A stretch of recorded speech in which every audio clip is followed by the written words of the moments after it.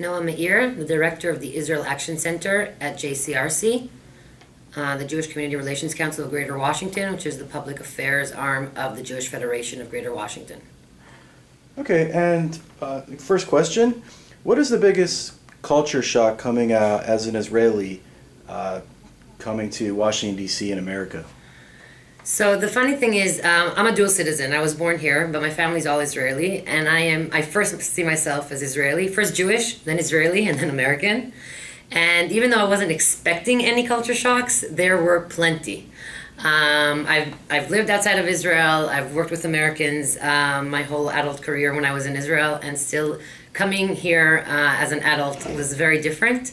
I think the first shock was from the abundance of everything and the prices, and also from the mentality. Israelis don't tend to plan and sort of, roll with the punches, and here it doesn't work that way. So I think that was the really first shock, was just how you have to plan everything ahead of time. Even a coffee date needs to be planned 2 weeks ahead. And so what is your favorite part about living here in the nation's capital? Like, what are some of your favorite things you like to do on the weekends and things like that? Do you want me looking at you or here? Oh, you could just look at the Okay, camera. sorry, I wasn't sure. No problem. Do you want to ask it again, or is it fine? Yeah. Okay. Yeah. I'll ask. Let me ask it again. So, kind of, what's like your favorite part about living here in the nation's capital area? What are some of your favorite things you like to do on the weekends?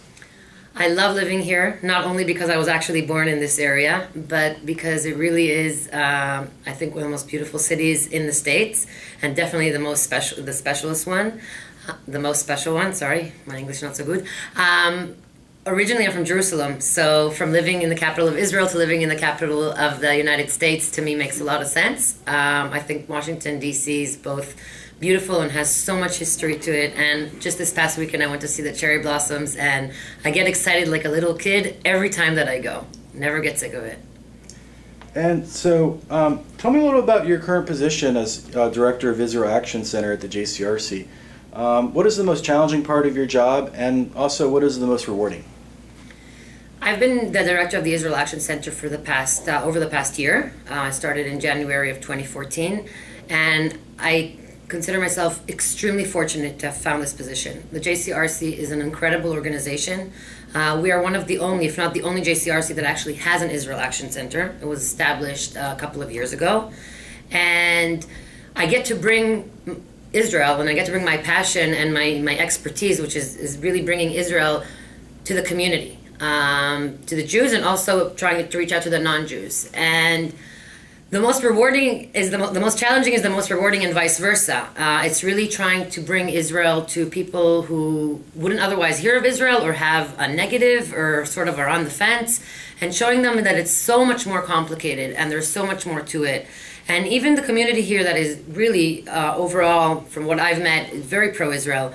There are so many different ways of being pro-Israel, and it's very important for me to get that message across, and for people to understand, just because you don't agree with the prime minister or with his policy doesn't make you any less pro-Israel. There are people in Israel that didn't vote for him and are very pro-Israel, and vice versa. And one of the messages that I feel that I really carry when I go and speak at synagogues, and I feel that it catches the community by surprise, is I say, do all of you agree with everything that America does? And everyone's, of course not. Does that make you anti-American or not pro-American? Then they look at me and they say, oh, I never thought about it that way. So yes, being pro-Israel doesn't mean blindly supporting it, but it means recognizing and advocating for the right of a Jewish state to exist. But beyond that, as they say, 2 Jews, 3 views, 2 Israelis, 40 parties. So there's definitely place for discussion and debate, but it's very important for me that people will know that there are so many different voices, and regardless of who wins the elections or doesn't win the elections, there's so much more to it than that. And kind of on the theme of what we were just discussing, how can the Washington area Jewish community engage more positively with Israel, regardless of political or ideological views or affiliation? Is there anything like you're working on the Israel Action Center right now, or any projects or anything to try to engage more positively with Israel? It's an excellent question. These days, I think Israel probably has always been a controversial issue. Maybe now just because it gets more media attention, and because of the current relations between the Prime Minister and the President. it feels that it's really a hot potato that some people don't even want to touch. And we're trying to go about that and reach out as much as we can. One of our hallmarks program that was initiated by the Jewish Federation of Greater Washington, and we've partnered with them, is a program that we do called the Israel Engagement Fellowship. And it's reaching out to teens between the ages of 16 to 18 from all denominations, Reconstructionist, Reform, religious, Orthodox, conservative.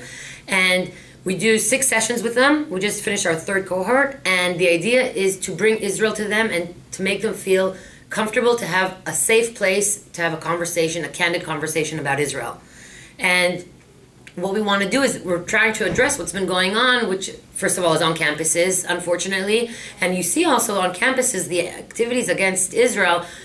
A lot of that sometimes can include also Jewish students. And sometimes that can happen because they feel that they weren't given A, the tools, and B, all the information. So we say, let's have a conversation. Pnina Ginyahu, the Shlichat Federation, and myself, we're both Israeli, and we talk about Israel. We're Zionists. We're not claiming to be objective. We're coming with a huge love for Israel, but we want to share that love for Israel and show them there's a way to love Israel and the people of Israel without supporting necessarily what the government does.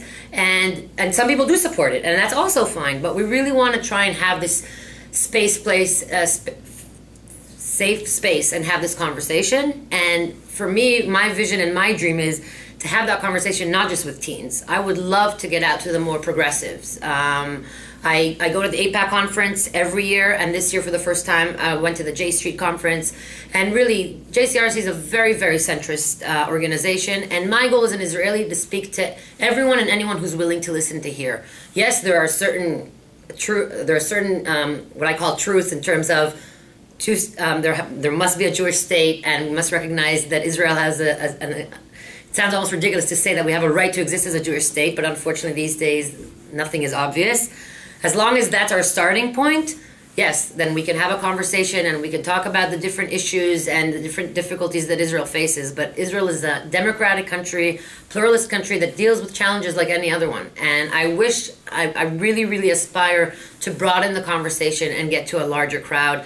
And I actually want to get, we say in Hebrew, dafka, I want to get especially to the ones who are the more progressives and who are less likely to engage in the conversation. Because, I mean, it's nice to preach to the choir, but that's not what we're looking for. We want to, broaden our base and bring people in.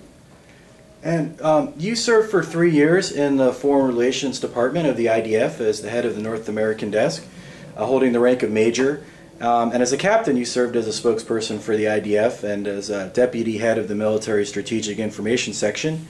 What do you see? I guess it's sort of again on the topic that you were discussing, maybe reaching out to more progressives or people who might not necessarily be supportive of Israel and the IDF. But what do you see as the biggest misconception about the IDF that you would kind of like to get out there, that people that's kind of maybe out there is like maybe a negative perception maybe about the Israel Defense Forces that isn't really reality, and you would like to try to maybe change those misconceptions about the IDF? First of all, thanks for giving me the opportunity, because I've been engaged in Israel advocacy for the past decade. It's my passion, but it's also my career.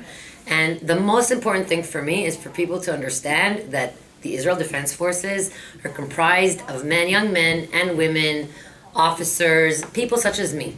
The unfortunate, I don't even want to give the negative associations that are given on the media. I don't want to even repeat them here. It's the first thing you learn as a spokesperson is don't repeat a bad question, because then that's the message that goes around. But the things that are being claimed against the IDF, the comparisons that are being made, we're approaching Yom HaShoah, the comparisons that are being made between the IDF and let's say darker ages are just, for me, it's horrifying, because it's not only, people say here it's one of the most moral and ethical armies in the world, but it really is. I served there for over a decade.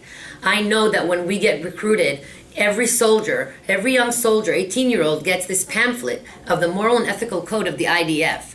The policy is a policy of teaching you the highest regard for human life. Does that mean that things don't happen, that there aren't soldiers who abuse the system, and that there aren't wrongdoings? Of course there are. There are in any system.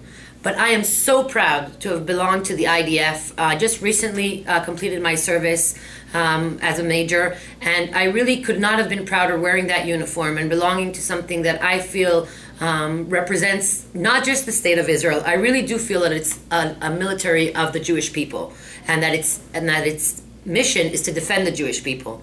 Again, it doesn't mean it's perfect. It doesn't mean that things don't happen. But what I wish that people could see is beyond the headlines that they're seeing on CNN, beyond the pictures that they're seeing in the New York Times. I wish people could see the human faces behind the IDF soldiers, men and women such as myself, that really come with a passion and a desire to stand up for their country. And you recently participated in a panel discussion. I believe it was at Northern Virginia Jewish Film Festival, and I believe you were at the Washington Jewish Film Festival as well. I'm not sure about it was that one, yeah. But there was a documentary called Beneath the Helmet: From High School to the Home Front, kind of documenting the lives of Israeli soldiers as part, going into their service.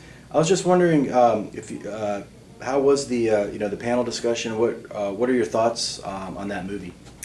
So it's an excellent segue, because as I was talking about how important for me it is that people see the IDF soldiers, or the men and women, for who they are, for being people and humane people, with the highest regard for human life, the thing that came into my mind was the movie Beneath the Helmet, which was produced by Jerusalem U, and they're going around and showing it around really across the U.S., not just the U.S. I was fortunate enough to participate in 2 panels with that movie. Also, we showed it. No, sorry, scratch that. Sorry, we showed a different movie. Never mind. Okay.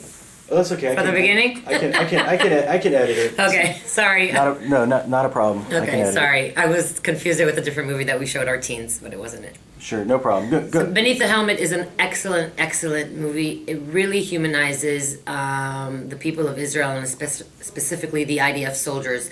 It shows the human faces behind it, and it shows that the IDF, before it's even a military to protect Israel, it's a military to protect ourselves in the sense of being human to one another, looking out for one another. It's really a melting pot. And you have different Israelis that otherwise wouldn't have given each other the time of day, find themselves in the same system, and not only find themselves together, but find themselves helping out one another. And, they say that the